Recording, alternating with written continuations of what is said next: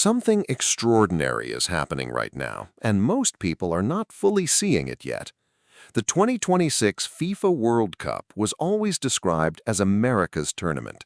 11 stadiums, 60 matches, the biggest infrastructure, the loudest voices in the room.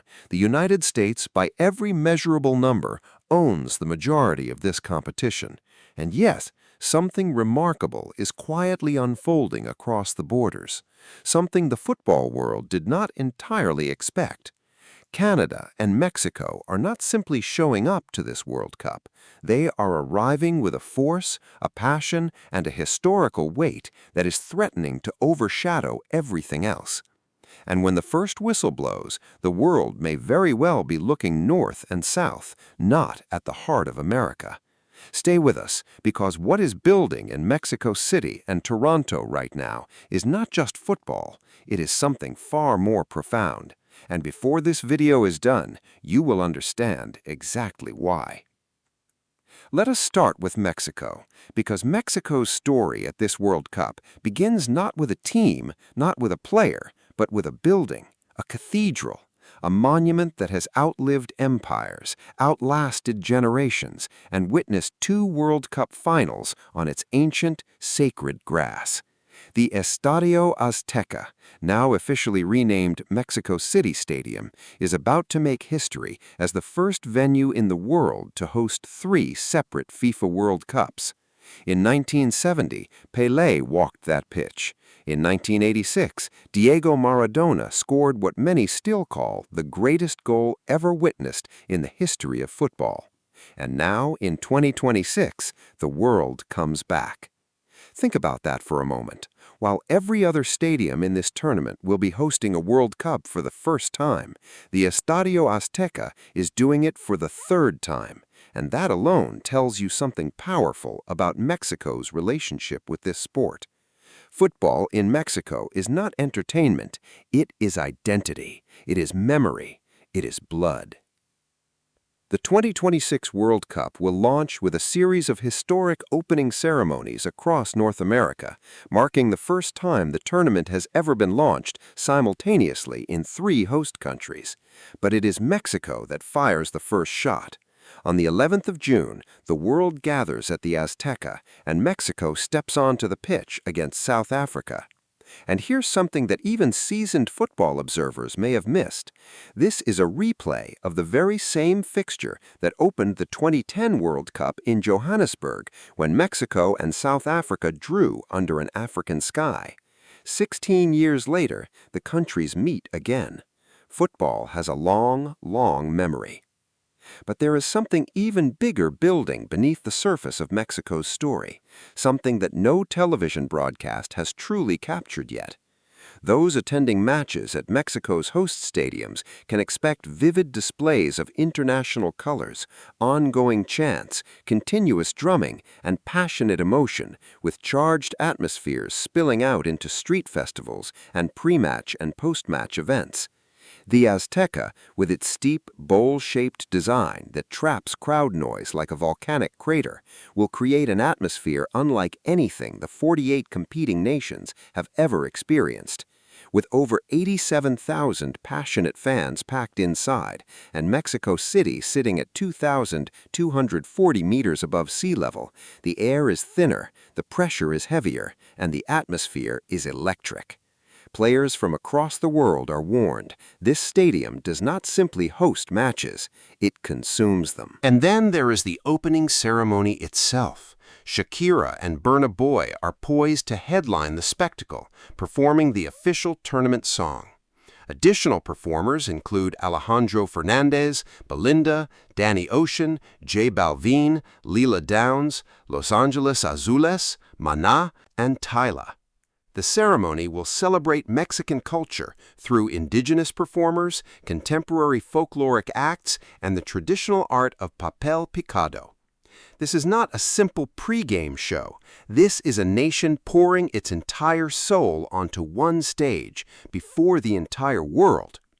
Think about what that means. The United States will eventually host the final, but Mexico hosts the beginning. And in football, beginnings carry power. Beginnings carry spirit. The nation that opens the tournament sets the emotional temperature for everything that follows. But while Mexico lights the fire in the south, something equally historic and perhaps even more emotionally powerful is preparing to ignite in the north: Canada. For a moment, let us really think about what Canada entering this World Cup as a host nation truly means. While the United States hosted the tournament in 1994 and Mexico in 1970 and 1986, Canada will be hosting the competition for the first time in its history.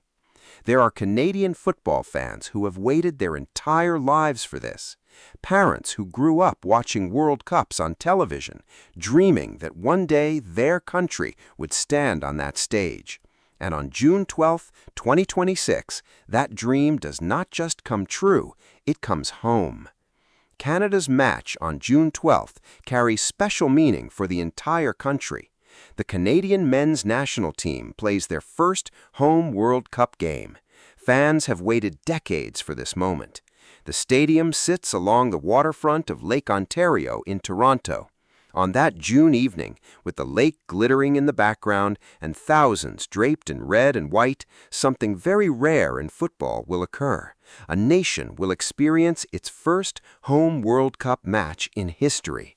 Not a friendly, not a qualification game, a real live FIFA World Cup match on Canadian soil, with the Canadian national team running out to face the crowd that made them. Canada's opener, 45,500 seats on June 12th, a nation that built this stadium when its national team still had something to prove, is the moment where hosting stops being an abstraction and becomes something felt. Whatever FIFA calls the venue, that crowd will call it home, and that distinction matters more than any official naming rights. Now, here is where the story becomes truly fascinating, and where some are beginning to ask a question that no one in American football circles particularly wants to answer. The United States enters this tournament carrying 11 stadiums, enormous resources, and the weight of expectation. They are the majority shareholder of this event in every logistical sense, and yet they have not hosted a World Cup since 1994. An entire generation of American football fans has grown up having never seen their country hold this tournament. The pressure on the United States is immense. The infrastructure is extraordinary, but something is missing. Something that Mexico and Canada, in their own very different ways, carry in abundance: soul. In Canada and the USA, football is an enjoyable game. In Mexico, it is heralded with almost religious reverence. That is not an insult to the United States. It is simply an acknowledgement of something that football people understand deeply. There is a difference between a country that hosts a tournament and a country that lives football in its bones. Mexico has lived it for over half a century. Canada, at this moment, is experiencing a kind of football awakening, a national moment of passion unlike anything the country has seen before. And that awakening, that raw, first-time emotion, is something no amount of billion-dollar infrastructure can manufacture. As our city prepares to welcome the world in our backyard, it is an honor to hand the keys of BMO Field to the Canada Soccer men's national team. When Canada takes on Bosnia and Herzegovina at this stadium with over 40,000 fans cheering them on, our nation will be united in support, creating a lasting legacy for soccer in Canada. A lasting legacy. Those are not hollow words. They are the words of a country that understands it stands at a turning point, that what happens in the summer of 2026 will be remembered by an entire generation of Canadian children as the moment football became theirs. But here's another layer to this story, a layer that might surprise you. The narrative going into this World Cup was always that the United States would control the spotlight. 11 venues, 60 matches, the final at MetLife Stadium in New Jersey on the 19th of July. All roads, in theory, lead to America. But look closely at where the story begins, and look at where the emotional energy is already gathering. Mexico hosts the tournament opener, the match that sets the tone for a month and a half of football. The opening matches will take place in both Mexico City and Toronto, while the final will be played in MetLife Stadium in New York City, as the three host nations share the spotlight. Share.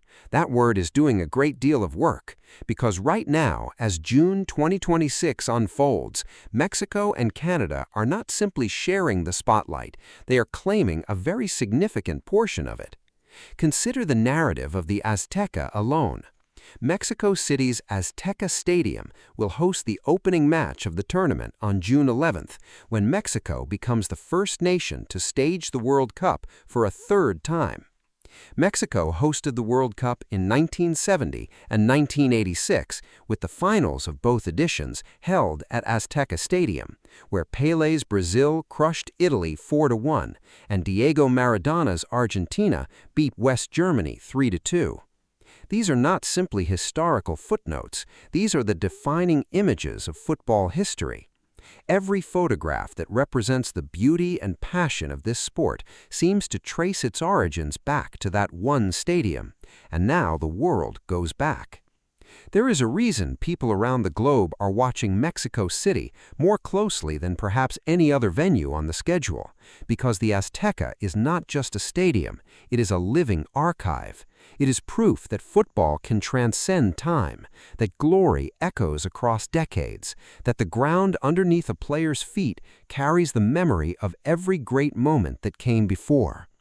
And Canada brings something entirely different, but equally powerful.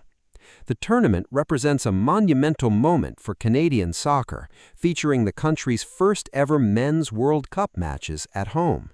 Canada qualified for Qatar 2022 after a 36-year absence from the World Cup. Now, just 4 years later, they are not just participating, they are hosting. The speed of that transformation is remarkable. A footballing nation waking up in real time, finding its identity, discovering its voice. Toronto's BMO Field underwent a spectacular $146 million renovation to prepare for the World Cup. That is not just money spent on concrete and seats. That is a country investing in a dream, a statement to the world that Canada is serious, that Canada belongs. And this is perhaps the most emotional undercurrent running through the entire 2026 tournament. For many years, people looked at the North American bid and assumed it was essentially an American event, with Canadian and Mexican venues attached. But the reality on the ground, as the days count down, tells a very different story. Mexico carries the weight of history, the only nation in the world with 3 World Cup credits, the home of the Azteca, the land where football breathes differently. And Canada carries something perhaps even more rare: newness, the feeling of a nation experiencing something for the very first time.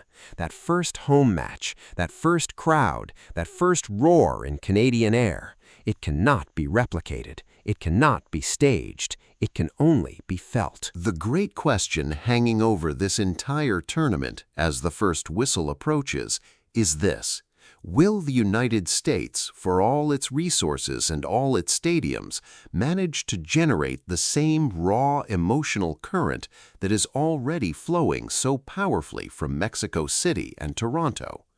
Will MetLife Stadium, for all its grandeur, carry the same heartbeat that the Azteca carries?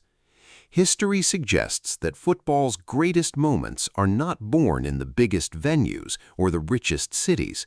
They are born in moments of passion, of identity, of a nation discovering something about itself through the beautiful game. Mexico knows this better than almost any country on earth, and Canada is learning it right now before our very eyes. The 2026 FIFA World Cup was supposed to be America's tournament.